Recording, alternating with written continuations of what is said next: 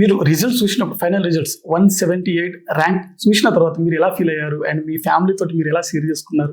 ఆ 5 మినిట్స్ మీ యొక్క భావాలు ఎలా అనేది ఒకసారి చెప్పండి మేడం. డెఫినెట్లీ చాలా హ్యాపీగా అనిపించింది రిజల్ట్ చూసినప్పుడు. ఫస్ట్ అయితే ఫస్ట్ మన పేరు లిస్ట్లో ఉందా లేదా అనేది లైక్ చూసాను. అది తెలియడం జరిగింది. బికాజ్ ఫోన్ ఓపెన్ చేశాను, ఎన్నో కంగ్రాచులేషన్స్ మెసేజెస్ వచ్చాయి.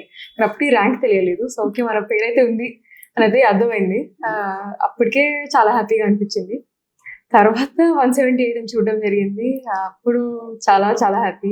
అప్పుడు మనకు కావాల్సిన సర్వీస్ కూడా వస్తుంది. And then quite good rank for the effort. First మీకు రిజల్ట్ ఎవరు చెప్పారు మేడం?